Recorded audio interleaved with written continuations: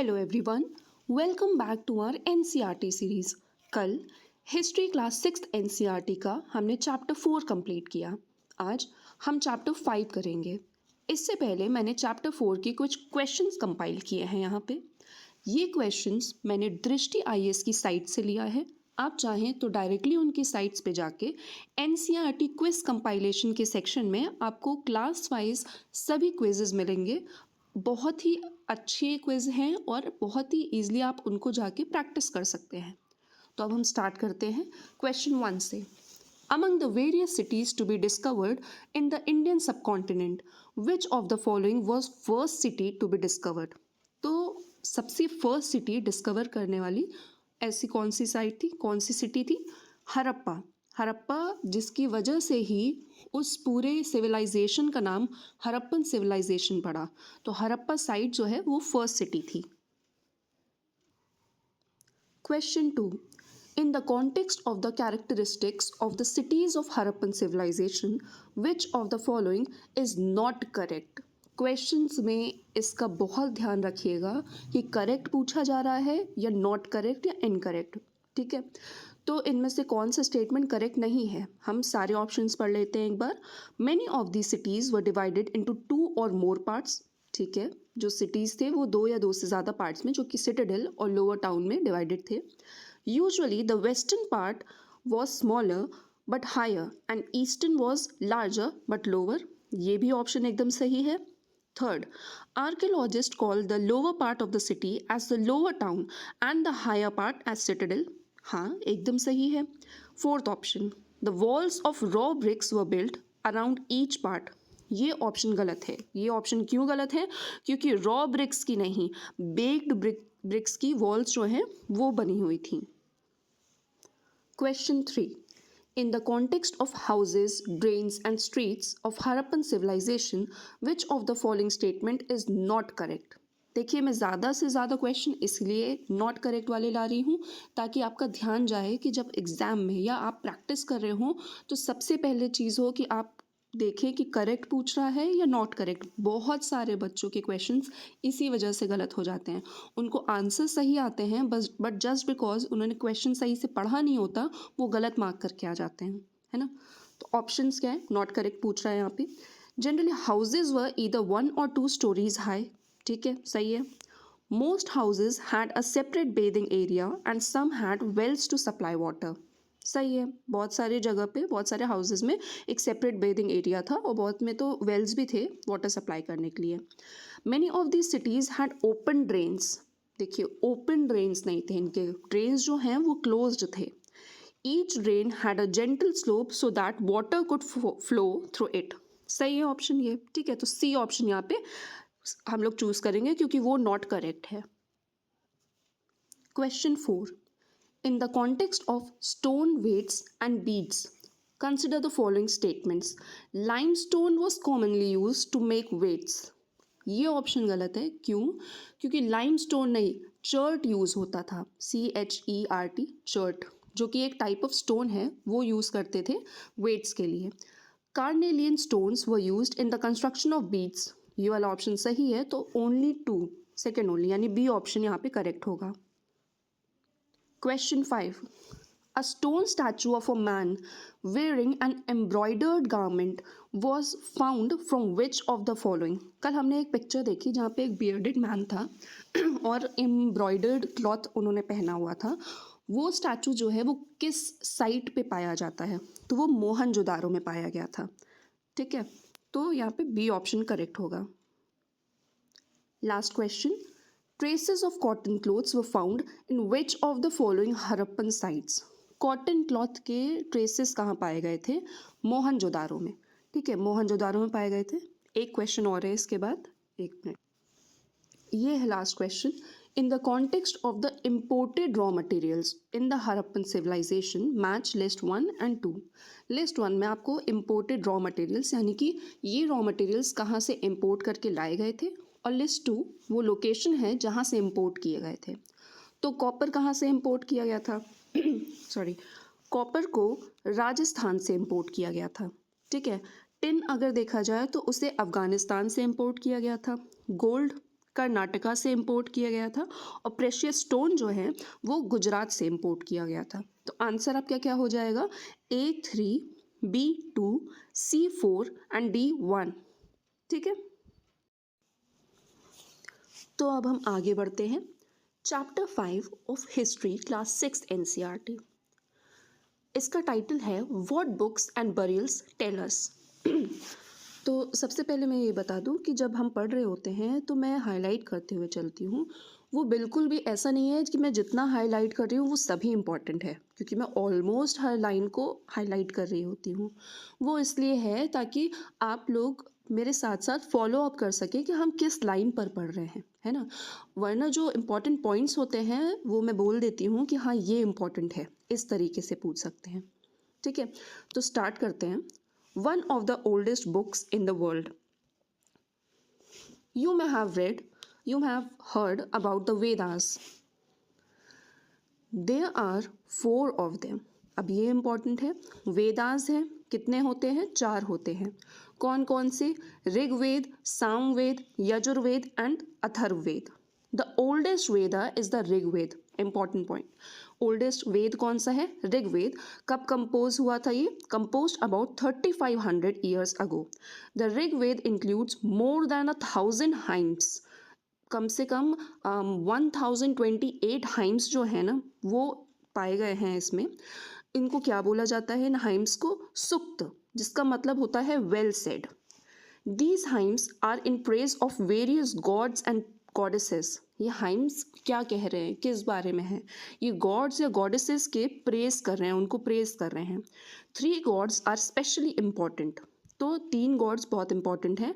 अग्नि, the god of fire; Indra, the warrior god; Soma, a plant from which a special drink was prepared. These hymns were composed by sages। ये hymns बनाए किसने, compose किसने किए? Sages ने, जो ऋषि होते हैं उन्होंने। Priests taught students to recite and memorize each syllable, word and sentence bit by bit with great care। जो प्रीस्ट हैं वो स्टूडेंट्स को सिखाते हैं कि इसे रिसाइट यानी बोलना कैसे है, कैसे मेमोराइज करना है, word by word, sentence by sentence वो बताते हैं। Most of the hymns were composed, taught and learned by man.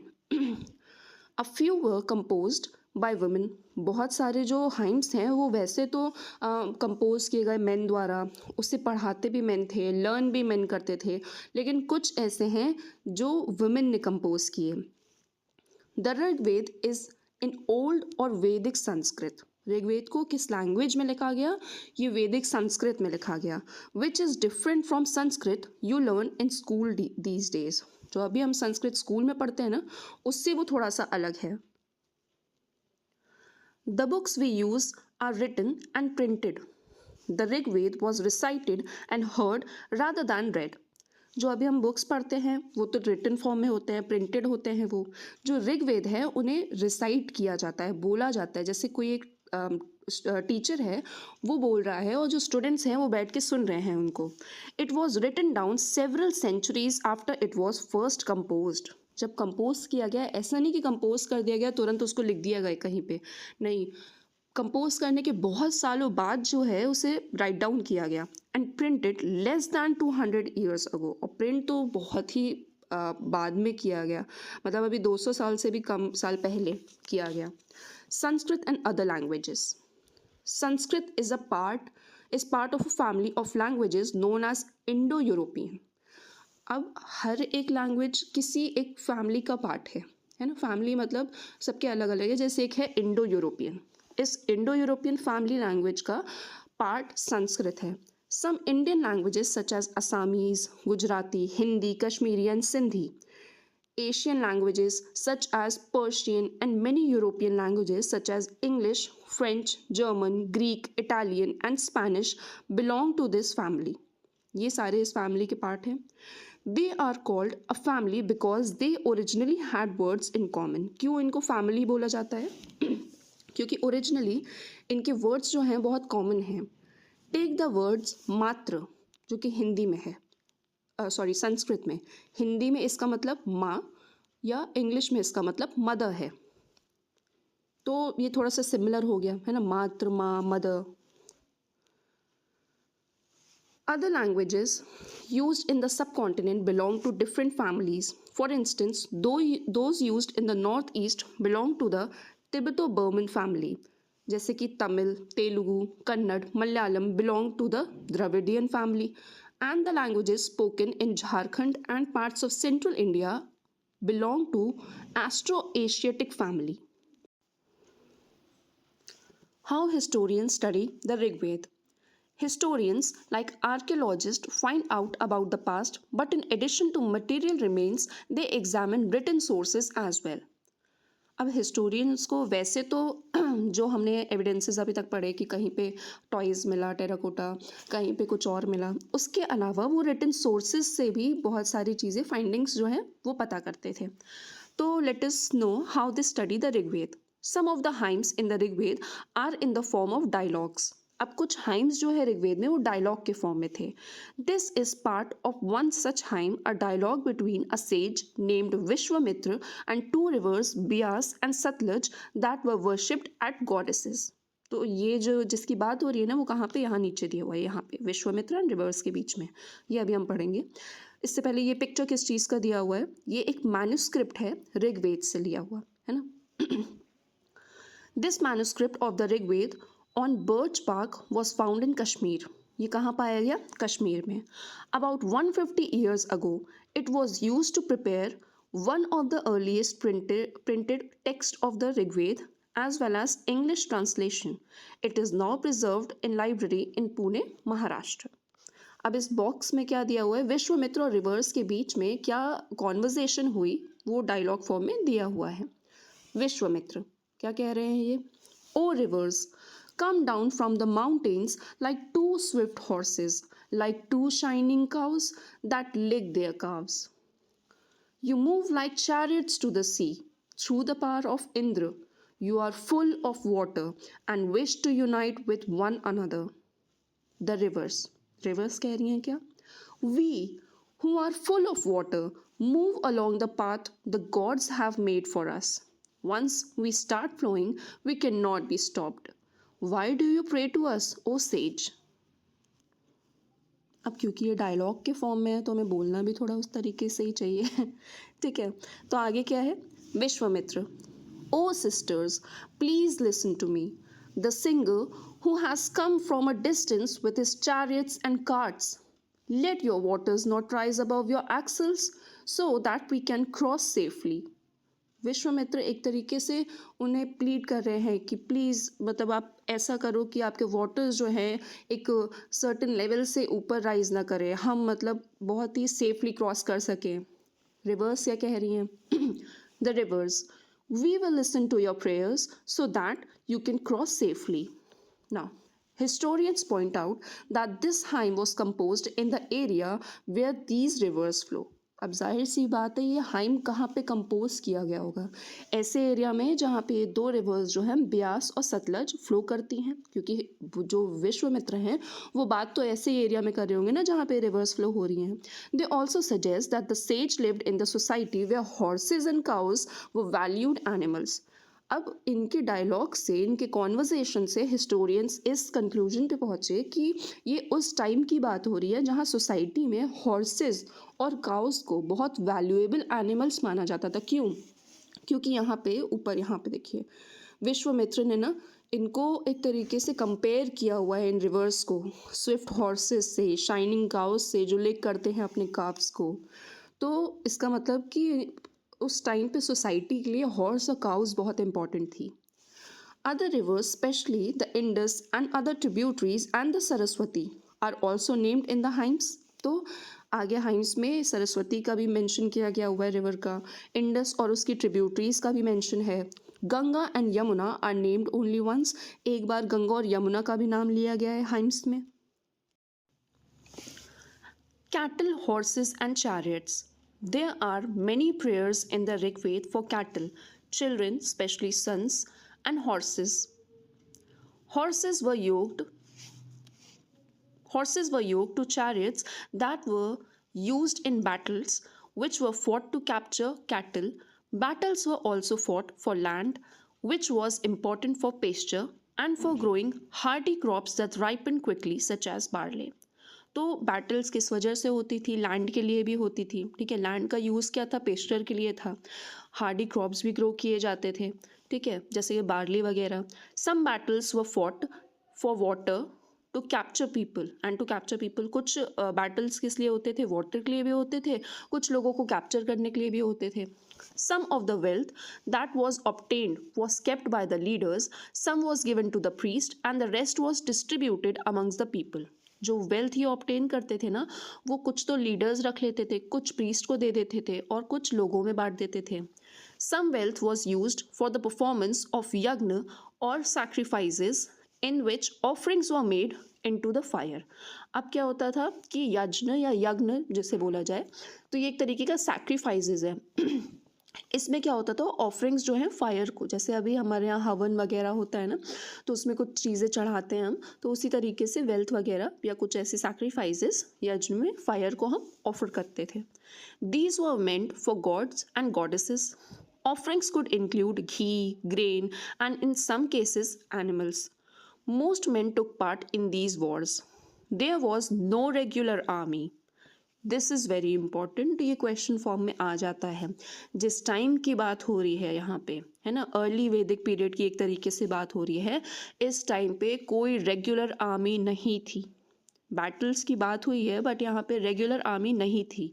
But there were assemblies where people met and discussed matters of war and peace. They also chose leaders who were often brave and skillful warriors. Words to describe people. There are several ways of describing people in terms of the work they do, the language they speak, the place they belong to, their family, their communities, and cultural practices. Let us see some of the words used to describe found in the Rig Veda. There are two groups who are described in the term of their work. The priest, sometimes called Brahmin. तो priest को ब्राह्मण कहा जाता था। कौन थे ये? Who performed various rituals and the rajas. ब्राह्मण कौन है? जो बहुत से रिचुअल्स परफॉर्म करते हैं। इसके अलावा और कौन लोग थे ग्रुप के? एक मतलब राजा का ग्रुप था। These rajas were not like the ones who will be learning about later, who we will be learning obviously. They will not have capital cities, palaces or armies, nor did they collect taxes. अभी यहाँ राजा का mention तो हो रहा है, लेकिन इसका मतलब ये नहीं है कि उस टाइम पे कोई सिटी का कैपिटल होता था, या उस टाइम पे पैलेसेस या आर्मीज होती थी, या वो टैक्सेस कलेक्ट करते थे। ये सारे फीचर्स नहीं थे तब। Generally, sons did not automatically succeed fathers as rajas. यहाँ पे हेरिडिटरी सिस्टम की बात नहीं हुई है, तो ऐसा नहीं था वहाँ पे कि सन जो है वो ऑटोमेटिकली सक्सीड कर दे फादर्स को और राजा बन जाए। Two words were used to describe the people और the community as a whole. कौन से दो word? One was the word jana या गण कहा जाता है, gana, which we still use in Hindi and other languages. The other was vish. The word vaishya comes from vish, जिसके बारे में हम पढ़ेंगे चैप्टर 6 में आगे। सेवरल विश और जन या gana are mentioned by name, so we find reference to the Puru gana और विश, द भारत गण और विश, द यदुगण और विश एंड सो ऑन, है ना। अलग अलग ये होते हैं, विश होते हैं, तो चाहे वो पुरु विश हैं या यदु विश हैं, भारत विश हैं। Sometimes the people who composed the hymns described themselves as Aryas and called their opponents Dasas और दस्यूस.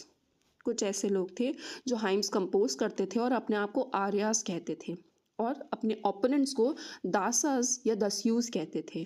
These were people who did not perform sacrifices and probably spoke different languages. Later, the term dasas and the feminine dasi came to mean slave. बाद में दास और दासी word slave के तौर पे ये term use होने लगा. Slaves were women and men who were often captured in war.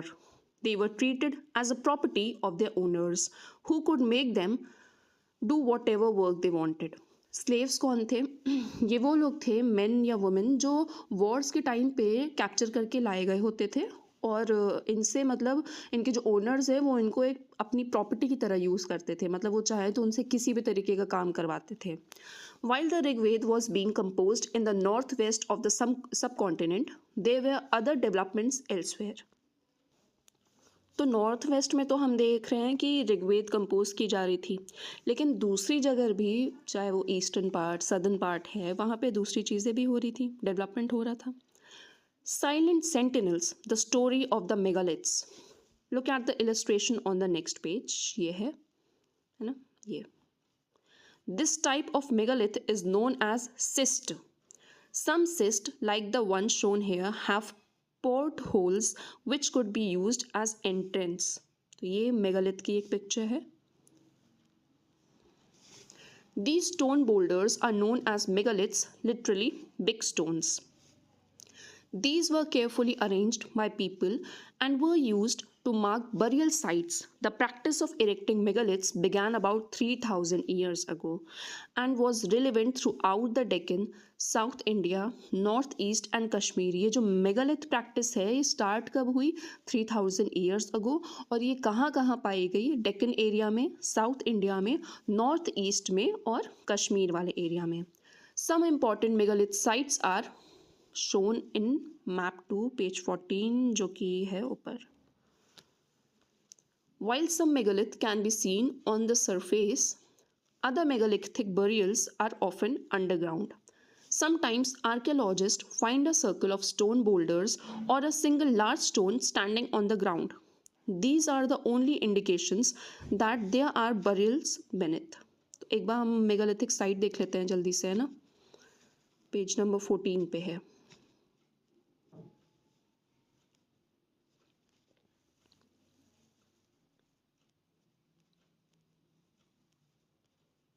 ये है मैप, ठीक है. अब यहाँ पे देखिए जो ग्रीन कलर का है उससे मेगालिथिक साइट्स जो है वो मार्क की गई हैं, जैसे कि ये ब्रह्मगिरी है ना, ये ग्रीन वाला ब्रह्मगिरी. आदि चन्नलुर ये है, साउथ में हमने देखा ये, और ज़्यादा तो इन्होंने मार्क नहीं किया है, ठीक. तो ये जो है ये मेगालिथिक साइट है.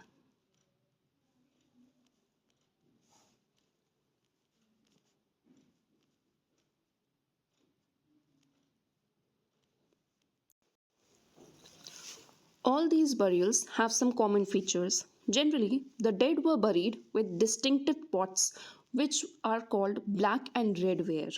अब उस टाइम पे black and red ware pots का यूज़ होता था. Also found are tools and weapons of iron and sometimes skeletons of horses, horse equipment and ornaments of stone and gold.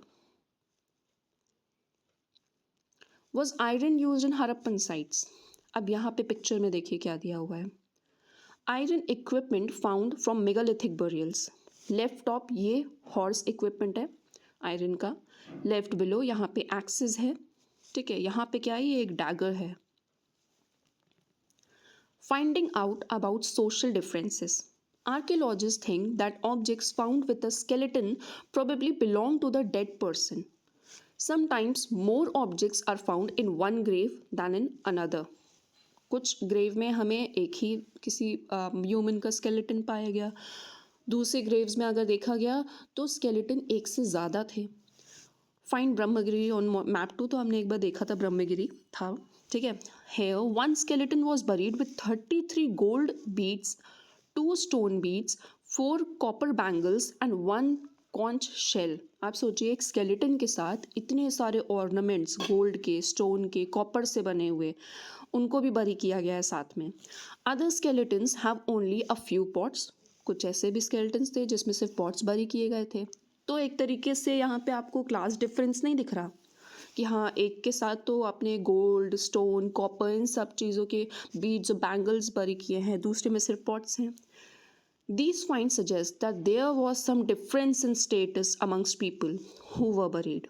तो status difference आ गया यहाँ पे. Some were rich, others poor, some chiefs, other followers.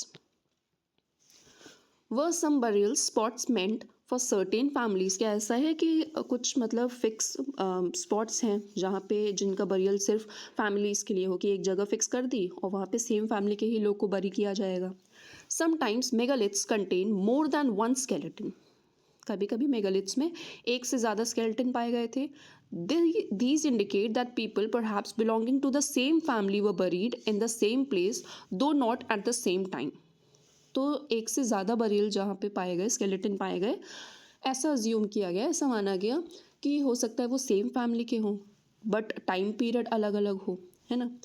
The bodies of those who died later were brought into the grave through the pot holes.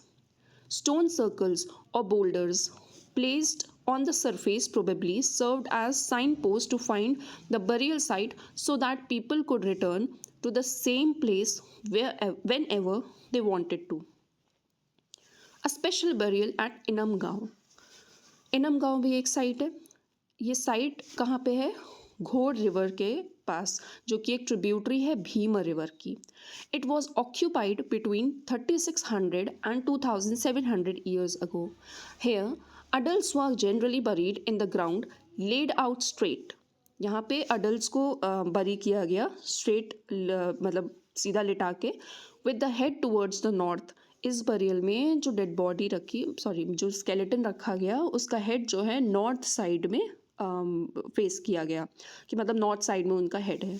Sometimes burials were with in the houses. कभी कभी houses के अंदर भी burials पाए गए. Vessels that probably contained food and water were placed with the dead. कि जो dead हैं उनके साथ साथ फूड और वाटर के भी वेसल्स पाए गए. One man was found buried in large 4-legged clay jar in a courtyard of a 5-roomed house, one of the largest houses at the site in the center of the settlement. एक settlement है, ठीक है, उसके centre में एक room था, ठीक है, वहाँ पे एक बरियल पाया गया एक मैन का, और वो मतलब एक तरीके से सबसे लार्जेस्ट हाउस था उस साइड का. This house also had a granary.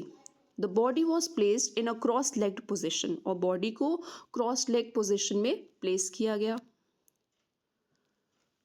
What skeletal studies tell us?